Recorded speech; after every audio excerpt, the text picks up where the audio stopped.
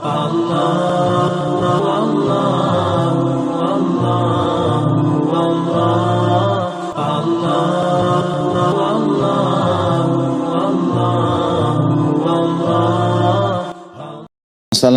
kisah orang-orang zuhud. Kita lihat pemimpinnya Abu Bakar, Umar, Uthman, Ali, Talha, Zubair, Ridwanullahi alaihim, Abdurrahman ibn Auf. Mayoritasnya orang-orang kaya. Kok bisa jadi pimpinan zuhud? Kalau seperti yang dikatakan oleh sebagian orang tadi, harus makan roti kering, harus pakaiannya kumuh. Maka ini bertolak belakang sekali dengan apa yang sebenarnya Allah sebutkan tadi, dan juga bagaimana keadaan baginda Nabi alaihi salatu wassalam. Nabi SAW berpoligami dan memiliki beberapa orang istri, dan beliau setiap istri diberikan satu rumah, dan setiap rumah ada pembantunya, dan setiap rumah ada satu ekor unta minimal. Kalau zaman dulu unta itu, sekarang mobil Alphard itu ya. Nabi SAW waktu melamar Khadijah, beliau memberikan mahar 20 ekor unta betina besar. Pada saat itu umur beliau 25 tahun. Nabi SAW bukan orang miskin, teman-teman sekalian. Orang yang kaya, orang yang suci jalur nasabnya, orang yang cerdas, orang yang tampan dan bersih. Dan beliau menggambarkan itu dalam banyak hadisnya. Seperti beliau mengatakan, Innallaha jamilun yuhibbul jamal. Allah indah, suka dengan keindahan. Jamal bisa berarti indah, bersih, rapi, wangi, semua masuk di dalamnya. Orang Arab akan mengatakan jamal itu kalau masuk semuanya. Nyaman dipandang, wangi kalau tercium, ya, enak ya, kalau bergaul dan seterusnya, itu semua masuk dalam istilah jamal. Gitu. Juga Nabi SAW, makanan favorit beliau dalam hadis Bukhari adalah makan daging kambing, paha kambing. Hadis tentang riwayat Bukhari yang lain, Aisyah radhiyallahu anha pernah berkata, kami pernah sebulan di rumah baginda Nabi SAW, di rumah Nabi SAW tidak menyalakan api, dan kami makan aswadain. Konsumsi aswadain. Kata ulama hadis adalah air putih dan kurma. Banyak orang menganggap, oh ini rumah Nabi aja tidak ada makanan kecuali itu. Nabi pernah tidak masak di rumahnya sebulan. Ini tanpa melihat atau mengumpulkan riwayat-riwayat secara keseluruhan. Kita temukan riwayat ini cuma satu. Riwayat yang menceritakan kalau Nabi SAW gemar makan paha kambing, ya, menjadikan makanan favoritnya. Dan kita tahu dalam Islam ada hari raya Idul Adha, hari raya menikmati kurban, gitu kan. Bahkan dilarang puasa di hari Idul Adha, dilarang puasa juga di hari tasyriknya, 3 hari setelahnya. Itu kan semuanya itu ada hari makan, hari raya dalam Islam. Nabi SAW gemar dengan itu. Nabi SAW memiliki kuda yang terbaik di Jazirah Arab, memiliki pedang, beberapa buah pedang. Beliau memiliki beberapa buah baju, lembar baju, dan beliau paling gemar dengan baju yang terbuat dari kain kutun, kain katon. Ya, kain katun ini kain yang sangat bagus dan berasal dari Yaman, sangat mahal pada zaman itu. Nabi SAW paling gemar dengan wangi-wangian. Sampai kadang-kadang beliau menumpahkan wangi-wangian yang tertetes dari rambut beliau ke wajah beliau alaihissalam, dan beliau meletakkan wangi-wangian di tangannya, sampai para sahabat mengatakan kalau kami bersalaman dengan Nabi SAW, kami temukan bau wanginya tinggal sampai beberapa hari. Nabi alaihissalam memiliki pakaian yang bagus, memiliki beberapa rumah, setiap istri dikasih rumah dengan pembantunya, dengan tunggangan untahnya. Nabi SAW memiliki banyak kekayaan, perkebunan kurma, ya, beliau punya beberapa hewan-hewan ternak, banyak. Bahkan Nabi SAW itu dibantu dengan banyak sekali pembantu. Ada namanya khir-khira, itu khusus untuk mengurus pelana kudanya Nabi SAW. Khusus itu saja. Dan kalau Nabi SAW mau pergi perang, dia selalu ikut dari belakang, dia menaikkan pelananya, dia menurunkan, dia merawat kuda Nabi SAW.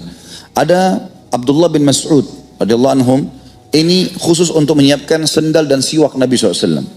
Ada Anas bin Malik radhiyallahu anhu ajma'in, ini khusus untuk pergi belanja-belanja kebutuhan Nabi SAW. Ada Zaid bin Harithah dan Usama anaknya bin Zaid, sahaya Nabi SAW yang selalu menemani Nabi SAW kemana saja, mendampingi Nabi SAW. Dan sekian banyak sahabat Nabi yang membantu Nabi SAW.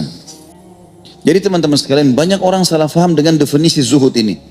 Seakan-akan kalau menjadi muslim, mau menuju ke surga, maka harus hidupnya kumuh, kotor, ya, malas membersihkan diri.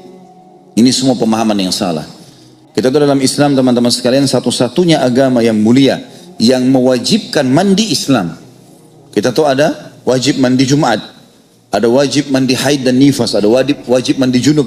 Bahkan Nabi SAW seringkali di musim panas berendam di air dingin, dan di musim dingin beliau berendam dengan air panas alaihissalam.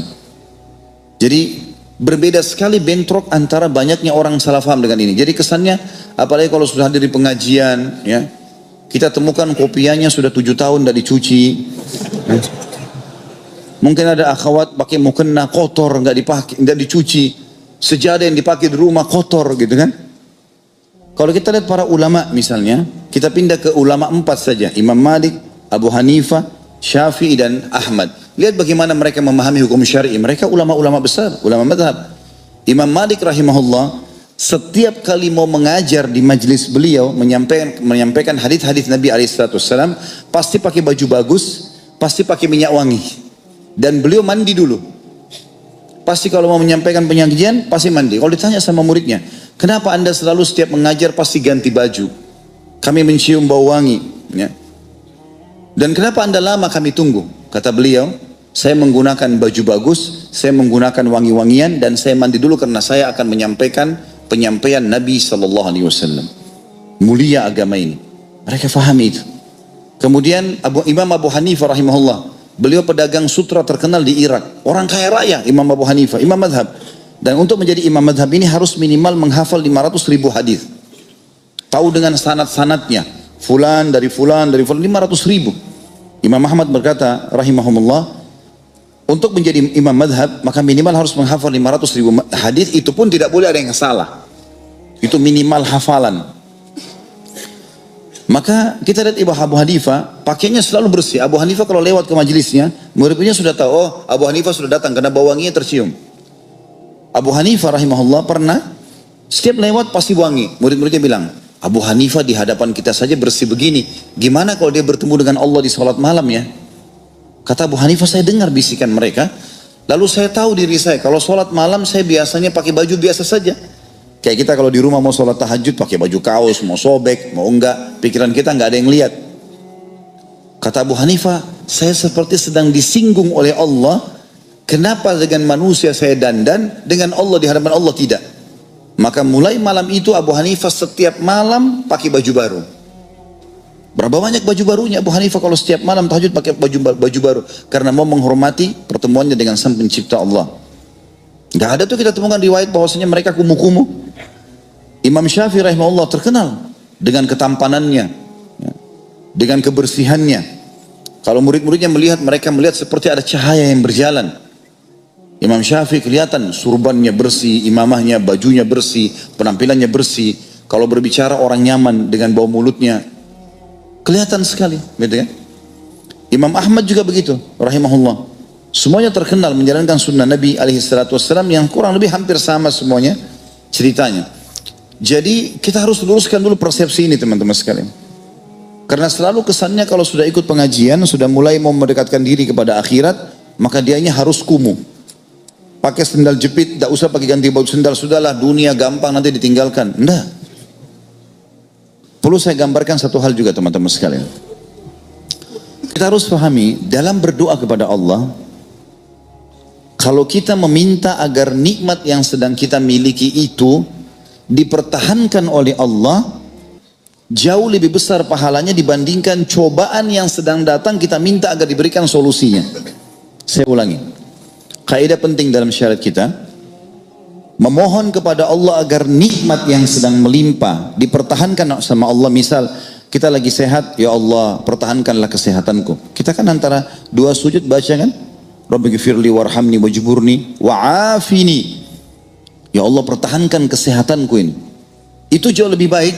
Dia lagi memuncak kesehatannya, dia minta agar kesehatan dipertahankan. Dia lagi kaya, minta ditambahkan kekayaan. Dia sudah punya keturunan, minta diberkahi. Minta tamak dengan rahmat Allah jauh lebih afdal dibandingkan nanti kalau cobaan sudah datang baru kemudian dia minta agar dikeluarkan dari masalah. Nanti kalau sudah bangkrut baru merengek sama Allah.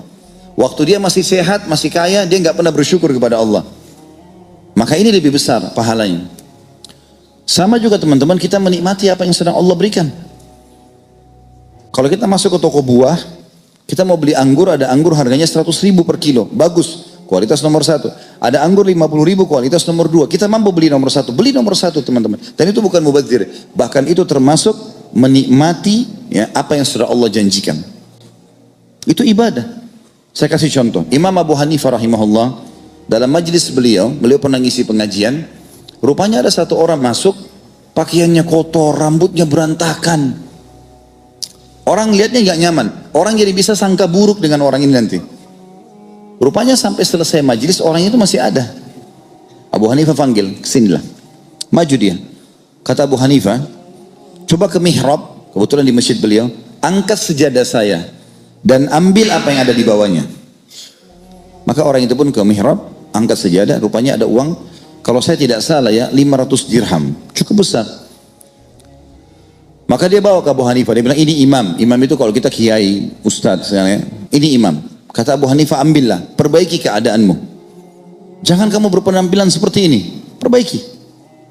Dia bilang, saya orang kaya imam. Ternyata dia orang kaya. Ini lebih parah lagi ya. Kalau orang miskin kelihatan kumuh mungkin masih, tapi ini orang kaya kelihatan kumuh, ini jadi unik ya. Kata Abu Hanifah, apa? Ini hukum syar'inya. Abu Hanifah imam mazhab, dia mengatakan apa? Kalau kau memang orang kaya, mana kau dari sabda Nabi SAW dalam hadis sahih riwayat Abu Daud, Inna Allaha yuhibbu an yara athara ni'amihi ala abdi. Allah suka sekali melihat bekas nikmatnya pada hambanya. Allah mau teman-teman kita pakai baju bagus, Allah mau kita wangi, Allah berikan kita rasa gerah di badan supaya kita mandi. Sebagaimana Allah berikan lapar supaya kita makan, Allah berikan dahaga supaya kita minum, Allah berikan capek supaya kita istirahat. Itu kan? Kenapa kita dibuat teman-teman nyaman kalau lihat orang bersih? Atau kita lihat penataan taman yang rapi, kita jadi suka, umum semuanya. Kenapa surga yang puncak yang dijanjikan untuk orang beriman digambarkan, apa yang digambarkan? Istana yang mewah, halaman yang apa, kebun-kebun yang luas, sungai yang mengalir, sampai digambarkan, gitu kan? Pernah Nabi SAW diberikan hadiah satu jubah besar untuk musim dingin dari sutra. Nabi SAW tahu ini dikasih hadiah, tapi Nabi tidak pakai karena sutra tidak dipakai. Waktu dibuka ya, dari tutupnya, orang sahabat semua kagum. Ini luar biasa, bagus benar baju ini, belum pernah mereka lihat sebelumnya, dan lembut sekali kalau disentuh, dari sutra yang leks. Waktu sahabat lagi puji-puji jubah itu, kata Nabi SAW, apakah kalian kagum dengan pakaian ini? Demi zat yang jiwaku dalam genggaman Muslim, demi Allah, sapu tangannya Sa'ad ibn Mu'adz. Sa'ad ibn Mu'adz, sahabat Nabi yang mulia, pimpinan orang Ansar, gitu kan, yang mati syahid. Sapu tangannya Sa'ad ibn Mu'adz di surga lebih bagus daripada ini. Jadi gambaran di surga selalu bagus. Digambarkan dayang-dayangnya, bidadaranya semuanya tampan, cantik, bersih. Sampai dikatakan dalam sebuah riwayat sahih, nanti ahli surga akan masuk ke dalam surga, lalu dia masuk, ya, dia temukan ada satu orang wajahnya bercahaya, putih, gagah, bajunya bagus sampai dia kagum. Dia kira malaikat. Lalu dia berkata, siapa kamu ini? Apakah kau malaikatnya Allah? Dia bilang bukan, saya salah satu pelayanmu. Pelayan surga. Istananya bagus, ya, pelayannya bagus, makanannya disebutkan yang mewah-mewah, semuanya yang bagus. Berarti secara duniawi kita disuruh yang bagus, di akhirat juga kita begitu. Jadi harus diperbaiki teman-teman pemahaman-pemahaman seperti ini. Ya. Supaya jangan sampai kesannya Islam itu salah.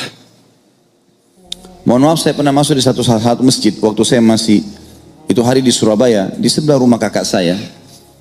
Saya masuk, saya sholat asar satu masjid, ada satu orang berdiri habis sholat bicara, kultum. Memang saya lihat penampilannya orang ini tidak dijaga, gitu kan. Terus kemudian dalam salah satu ceramah saya duduk dengar, dia sempat bilang, kita ini tidak usah terlalu banyak mandi, ya. Itu dia bilang, kita tidak usah terlalu banyak mandi, dunia sebentar kita akan lalui. Apa hubungannya? Nggak ada hubungannya. Kalau orang gerah masa nggak mandi, bajunya kotor masa nggak diganti? Salah ini. Mana dari hadis Nabi SAW tadi, Allah itu indah, suka keindahan? Nggak mungkin, ini keliru ini. Ya. Harus difahami masalah ini. Rasulullah SAW paling gemar menyuruh kita merawat diri kita, teman-teman sekalian. Kita mulai dari rambut misalnya. Apa kata Nabi SAW masalah rambut? Man kana lahu syar fal yukrimhu. Siapa yang Allah karunia rambut, dia harus merawatnya. Itu sabda Nabi SAW, ibadah. Pernah ada sahabat masuk masjid, rambutnya berantakan. Kata Nabi SAW, suruh orang ini keluar, sisir rambutnya dengan rapi, baru dia datang masuk ke masjid. Tentang sholat Jumat, apa kata Nabi SAW? Siapa yang di hari Jumat mandi dengan mandi junub, artinya mandi dengan bersih, menggunakan baju terbaiknya, minyak wangi terbaiknya, menyisir rambutnya dengan rapi, kemudian pergi di awal waktu di hari Jumat, kemudian dia sholat yang Allah perintahkan, tahiyat masjid, kemudian dia dengarkan khatib, lalu dia sholat Jumat, kecuali dibersihkan dosa-dosanya yang lalu. Bayangkan, pembersihan dosa dihubungkan dengan apa? Mandi yang bersih, baju yang bersih, ya, pakai minyak wangi, sisir rambut dengan rapi. Jadi ini bagian dari syariat, teman-teman sekalian. Jangan salah ini, gitu kan? Tidak boleh kita salah persepsi dalam masalah seperti ini. Karena saya lihat selalu kesannya begitu. Dan karena secara pribadi kita tidak jaga, berentetan kemana-mana. Rumahnya berantakan, motor mobilnya berantakan, masjidnya kotor berantakan. Kan jadi begitu. Karena dia sudah mulai dari dirinya sendiri. Kita lihat masalah mata, Nabi SAW menjaga. Saking seringnya Nabi SAW menyuruh menjaga mata ini, merawatnya, sampai beliau menyebutkan tentang celak yang bernama ismet. Alif, tha, mim, dal. Ini teman-teman kalau ada yang umroh atau haji bisa dipesan, gitu kan? Ismet, sunnah Nabi SAW. Kata Nabi SAW, gunakanlah ismet karena dia menguatkan pandangan mata dan juga menumbuhkan bulu mata. Nabi SAW sering menggunakan. Sahabat menggunakannya. Dan ini bukan khas perempuan. Terutama kalau dalam pengobatan dipakai malam hari, biasanya kalau mata itu ada masalah, sering keluar kotoran-kotoran mata kalau habis pakai. Kita juga tahu hidung, ada istinsyak dalam wudhu. Menghirup air dengan kuat lalu membuangnya kan. Kata Nabi SAW, kalau kalian sedang istinsyak, menghirup air lagi wudhu, hiruplah dengan kuat dan buanglah juga dengan kuat. Kecuali kalian sedang berpuasa, karena khawatir masuk. Maksudnya kita hirup dan kita buang, insya Allah ini penyakit ngupil sudah tidak ada. Nah. Gigi, Nabi SAW bersiwak. Saking gemarnya bersiwak, dikatakan dalam riwayat, kata Nabi SAW, kalau saya tidak beratkan umatku, saya akan perintahkan mereka bersiwak setiap kali habis wudhu. Riwayat lain, setiap kali mau sholat. Riwayat yang lain juga Sahih Bukhari menjelaskan, Nabi SAW tidak pernah masuk rumahnya kecuali sudah bersiwak. Alaihissalatu wassalam. Ketemu sama istri, mulutnya wangi. Ketemu sama orang, mulutnya wangi. Dijaga. Gitu kan? Ini sudah kopiah hitam, kotor. Ya, mukanya berkerut, keringatan. Senyum juga, giginya sudah berwarna lain. Ya. Bicara mungkin orang sebelahnya bisa pingsan. Ya. Sholat di sebelahnya mungkin orang tutup mulutnya, tutup hidung karena baunya. Ada orang begitu.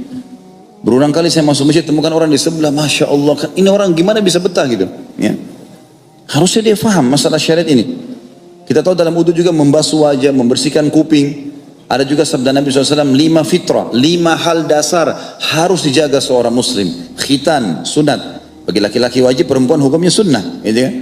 Kemudian memotong kuku. Gak ada dalam Islam teman-teman, kuku panjang, hitam. Gak ada. Untuk apa pelihara kuku? Untuk cungkil-cungkil. Untuk buka apa? Pakai alat. Kenapa pakai kuku gitu kan? Ada alat bisa dibeli. Sampai kukunya hitam. Gitu kan. Untuk apa ini? Sunnah Nabi SAW nggak boleh. Gitu kan?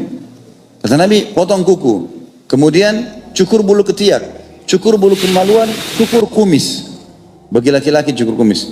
Ini sunnah. Dan ini juga kalau kita umroh atau haji lagi ihram disunnahkan. Mandi, ihram. Potong kuku, potong kumis, cukur bulu ketiak, cukur bulu kemaluan. Semua ini tempat-tempat yang lembab. Kalau ada bulunya dia akan menyimpan keringat dan menyimpan bakteri. Disuruh keluarkan dalam Islam, gitu kan? Jadi kita disuruh jaga teman-teman, disuruh rawat tubuh kita ini. Jadi harusnya kita paham poin-poin seperti ini. Ini kalau berhubungan dengan masalah internal kita. Itu masalah pembersihan diri. Begitu juga dengan lingkungan. Kenapa kita harus jadikan rumahnya sang pencipta Allah kotor teman-teman sekalian? Kenapa kita nggak bersihkan? Yang kita sayangkan teman-teman pada saat kita masuk ke rumahnya Allah, kalaupun rumah Allah itu kotor, kita bukannya segera menitipkan andil kita di situ. Kebanyakan kita malah menghina. Misalnya kita masuk satu masjid mau sholat, karpetnya kotor, panas misalnya, ya, atau mungkin apalah ya, mungkin kamar mandinya kotor yang umum biasa karena orang lalang satu hari 5 waktu sholat. Yang ada adalah dia bilang, oh masjid itu kotor. Bahkan dia keluar dari masjid itu dia mengatakan masjid ini kotor ya. Bayangkan dia sedang menghina rumahnya Allah ini. Kalau orang masuk ke rumah kita, lalu kemudian dia katakan rumahnya si fulan itu kotor, kita tersinggung. Bagaimana dengan rumahnya sang pencipta Allah? Allah mampirkan kita di rumahnya bukan untuk kita hina. Nih rumahku yang sana agak kotor ya, kamu harus bertugas. Mesti kita tanya diri kita, apa andil saya di situ? Keran bocor, ganti kerannya. Keramiknya kotor, ajarin marbotnya, kasih uang, beli pembersih, ajarin caranya. Tidak bisa, ganti keramiknya. 5 kali 5 meter, WC 10 kali 10 meter, keramik berapa sih? Atau granit lah. 1 meter misalnya 80 ribu, 100 ribu, ganti itu. 1 tahun, 2 tahun orang pakai. 1 hari 5 waktu sholat, berapa banyak pahala kita panen? Daripada cuma tahu menghina saja rumahnya Allah. Gantiin karpetnya, kalau nggak bisa gantiin, cuci karpet itu. Pasangin ini, pasangin itu, jangan cuma menghina. Biasakan semua itu kita lakukan. Sama dengan kendaraan teman-teman. Ini kan motor saya pakai, biarin aja kotor. Mobil, biarin aja kotor. Nggak bisa. Jaga itu. Dan siapa yang merawat niat karena Allah memerintahkan kebersihan dan Rasulnya SAW, maka dia dapat pahala. Gitu kan? Dia akan dapat pahala ini. Lingkungannya begitu, tempat tinggalnya juga begitu teman-teman sekalian. Ini kalau kita berbicara lingkup masalah fisik. Begitu pula teman-teman sekalian dengan masalah pendapatan. Saya tahu dan saya dapat informasi kalau teman-teman di Batam mungkin umumnya punya pekerjaan, datang segala macam. Mudah-mudahan lebih baik lah ya dalam kondisi ekonomi. Tapi teman-teman sekalian perlu saya tekankan satu hal. Kalau ada pertanyaan, saya pernah tulis sebuah artikel, judulnya, apakah Islam menyuruh Anda menjadi orang kaya? Artikel tanya jawab. Tanda-tanda tanya, itu saya jawab dengan dalil yang cukup banyak, saya akan coba paparkan sebagian sekarang. Kalau ditanya apakah Islam menyuruh Anda menjadi orang kaya, maka jawaban sederhananya adalah iya. Islam menyuruh kita menjadi orang kaya, sukses, berhasil, sempurna di diri kita, rawat semuanya, sempurna dalam mencari pasangan, mencari pekerjaan, mencari makanan. Kita disuruh makan halalan dan thayyibah, bagus dan berkualitas, halal dan berkualitas. Kita boleh menikah dengan wanita atau laki-laki yang kita anggap sempurna secara agama dan fisik. Kita boleh memiliki kendaraan yang bagus. Begitu pula dengan masalah harta ini. Jadi kita boleh teman-teman, sampai ulama berselisih pendapat tentang masalah mana lebih afdal. Hamba Allah yang kaya bersyukur dengan hamba Allah yang miskin bersabar. Ini panjang pendapat khilaf di antara ulama. Siapa yang lebih afdal di sisi Allah? Orang kaya yang bersyukur atau orang miskin yang bersabar? Setelah saya panjang lebar baca teman-teman, saya simpulkan ternyata ulama mengerucutkan kepada orang kaya yang bersyukur. Apa sebabnya? Lihat dalil-dalilnya. Yang pertama teman-teman sekalian, Allah menyebutkan ayat-ayat Al-Quran tentang ibadah jihad. Atau jihad ibadahnya luar biasa. Orang mati bisa masuk surga tanpa hisab, gitu kan? Allah selalu memulai tentang jihad bi amwalikum wa anfusikum. Berjihadlah dengan harta kalian dan jiwa kalian. Allah enggak mulai dengan jiwa baru harta. Bi amwalikum wa anfusikum, bi amwalikum wa anfusikum. Harta kalian, jiwa kalian. Nabi SAW kalau mau jihad dalam banyak hadis Bukhari Muslim, beliau mengatakan jihad, bersedekahlah. Paling pertama itu dulu. Beliau lalu buka kain besar, seluruh sahabat datang menyumbang. Baru dibentuk pasukan untuk fisik. Harta dulu disuruh kumpul. Jadi di sini teman-teman, poin ini jelas dalilnya kalau harta itu penting dalam agama Islam. Kita lebih dalam sebutkan dalil. Misal masjid ini lagi waktu sholat tiba waktu. Saya ngajak seorang teman, ayo akhi, kita sholat yuk di masjid itu. Sholat duhur misalnya. Baiklah, teman saya mengatakan, iya, saya ikut insya Allah. Kita sama-sama masuk masjid. Waktu sholat di masjid, ini contoh saja perumpamaan, saya mendapat pahala 10 misalnya Allah kasih karena saya sholat. Teman saya dapat 10 karena dia juga sholat. Tapi karena saya ajak dia, saya dikasih pahala ekstra sama Allah 10 seperti pahala dia. Sebagaimana sabda Nabi SAW, man dalla ala khairin kana lahu mithlu ajri fa'ilihi min gharin yanqus min ajri fa'ilihi syai'a. Siapa yang menunjukkan pada kebaikan, dia akan dapat pahala pelaku kebaikan itu tanpa dikurangi sedikit pun dari pahala pelaku itu. Jadi dia dapat 10, saya dapat 10, tapi karena saya ajak dia, saya dikasih 10 oleh Allah. Kan gitu. Sama semua ibadah begitu. Kita jadi penyebab orang lain mengerjakan, kita akan dapat pahala. Ini majelis ilmu misalnya, teman-teman ada yang memang sibuk dari kemarin, sebarin kasih teman-temannya, terus datang semua 10 orang, 20 orang, dia panen pahalanya, dia dapat pahala, dia juga dapat pahalanya mereka, tanpa mengurangi pahala mereka. Baik, kita kembali ke kasus sholat tadi. Saya sudah dapat pahala, teman saya dapat pahala ekstra karena saya mengajak dia. Sadar atau tidak sadar teman-teman, saya sama teman saya telah dipanen pahalanya oleh imam, karena imam dapat pahala makmumnya. Sadar atau tidak sadar teman-teman sekalian, hukum syar'i muadzin panen pahala satu masjid karena dia yang memanggil, gitu kan? Dan ada orang yang lebih hebat lagi teman-teman sekalian. Orang yang menyumbang dengan hartanya bangun masjid. Karena semuanya dia panen pahalanya. Mau saya, mau teman saya, mau imam, mau azin, karena dia menyumbang dia dapat. Dengan apa ini? Dengan harta teman-teman sekalian. Dengan harta, gitu kan? Dan perlu kita tahu teman-teman sekalian, potensi yang Allah berikan kepada kita sama loh. Waktu kita sama 24 jam, mata kita sama 2, hidung kita 1. Kalau orang-orang yang mampu itu misalnya berhasil, sukses, baik di pendidikannya, di ekonominya, kekayaannya, mungkin di rumah tangganya, mereka itu teman-teman sekalian sama. Kalau mereka punya waktu 27 jam, kita 24, mungkin mereka punya ekstra waktu. Ini enggak, waktunya sama. Ya, matanya juga 2 sama dengan kita, sama 2 kakinya. Cuma yang penting bagaimana kita memahami masalah itu. Bagaimana kita jadikan itu sebagai landasan, ya. Abdurrahman ibn Auf radhiyallahu anhu, sahabat Nabi yang mulia, itu sampai pada saat dia, ya, menjadi berusaha di Mekah, di Madinah, mulai buka usaha, dia datang dengan pakaian di badan. Begitu dia tiba di Madinah, dia nggak ada duit sama sekali. Dipersaudarakan dengan Sa'ad radhiyallahu anhu, Sa'ad ibn Ubadah. Maka Sa'ad berkata, hai Abdurrahman, saya mencintai kau karena Allah, saya akan, istri saya 2, lihat salah satunya, yang kau cocok saya ceraikan, habis iddah kau boleh nikahi. Saya orang kaya di Madinah, setengah kebun kurma punya saya bagi 2 sama kamu, miliaran ini ambil saja langsung. Tiba-tiba bisa beristri, padahal dia asing di Madinah, tiba-tiba jadi orang kaya karena setengah kebun Madinah di Madinah dia punya dia. Tapi dia orang mulia, dia mengatakan tidak. Semoga Allah berkahi keluargamu dan hartamu. Enggak usah ceraikan istrimu, saya juga enggak mau hartamu. Tunjukkan saya di mana pasar. Mulailah Abdurrahman pergi ke pasar. Ini bagi teman-teman yang mengatakan, saya kan tidak punya modal Ustaz. Perhatikan Abdurrahman datang dari Mekah tidak punya modal. 0.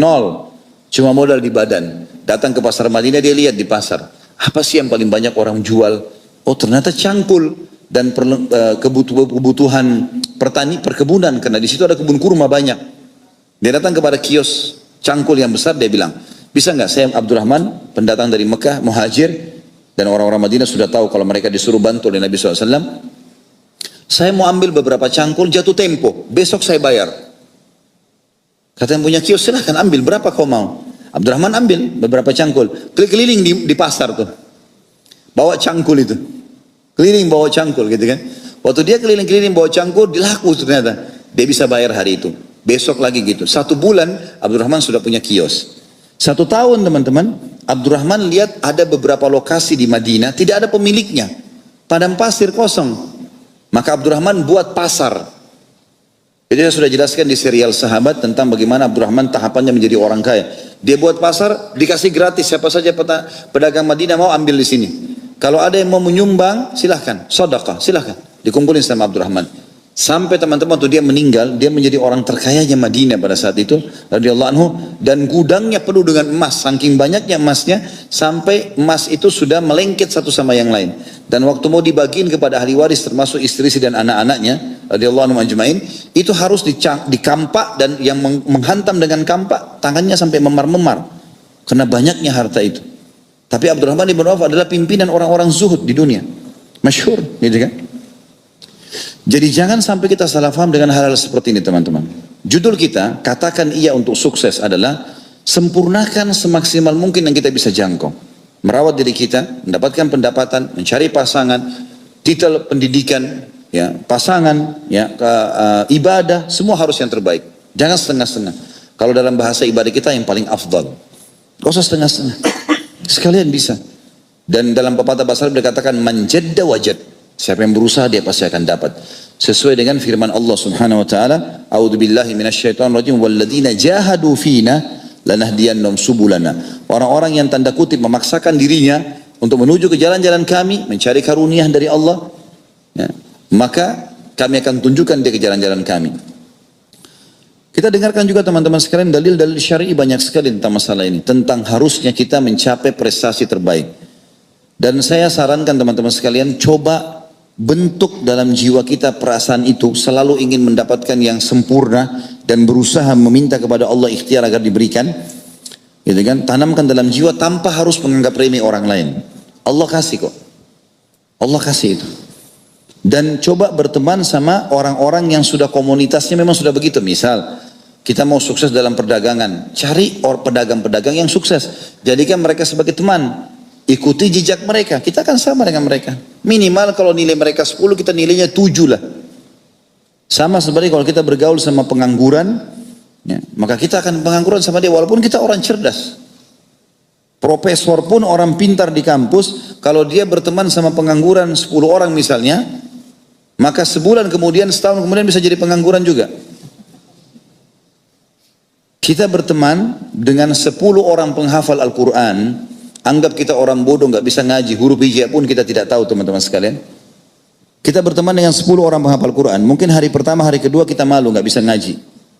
Seminggu kita mulai belajar huruf hijaiyah, sebulan kita sudah bisa ngaji, setahun hafal Quran bersama mereka. Kalau kita berteman dengan 10 orang pengangguran atau pemabuk atau mungkin apalah pelanggaran agama, pezina, maka hari pertama, hari kedua kita coba komitmen, enggak, saya nggak mau terpengaruh, baik. Kalau misalnya orang merokok misalnya, kita nggak merokok, baik, berteman sama orang merokok. Sekarang sehari 2 hari kita nggak terpengaruh, seminggu minimal sudah terbiasa cium baunya. Sebulan mereka bilang coba aja sebatang, setahun jual rokok ini. Benar gak ini? Hah? Cuma 3 orang yang bilang iya gitu. Allahu alam yang lain. Ini kaidah teman-teman sekalian, kaidah hidup. Dan tujuan majelis ilmu seperti ini untuk mengubah kita menjadi lebih baik, gitu kan? Bukan hanya sekedar didengar begitu saja. Karena ini tujuannya untuk mendongkrak kita, upgrade kita menjadi lebih baik daripada sebelumnya. Itu penting sekali. Bukan cuma itu teman-teman sekalian. Kalau kita meninggalkan keturunan kita dalam keadaan mereka mampu kaya, itu mulia dalam agama. Kita perhatikan sabda baginda Nabi SAW di dalam hadis sahih riwayat Bukhari Muslim, yang beliau berkata kepada Sa'ad bin Abi Waqqas. Sa'ad bin Abi Waqqas orang kaya raya. Kemudian beliau pernah sakit waktu masih muda, tapi akhirnya Allah sembuhkan. Lalu berbicara tentang masalah bagaimana mewasiatkan uang untuk anaknya. Kata Nabi SAW, innaka intazar warathataka agniya khairun laka antazarhum alatan yatakaffafunan nas. Ketahuilah hai Sa'ad, kalau engkau meninggalkan ahli warismu, keturunanmu dalam kondisi mereka kaya raya, jauh lebih baik daripada mereka mengemis-ngemis pada orang. Berarti keturunan pun, sampai pada keturunan pun kita disuruh untuk memberikan yang terbaik.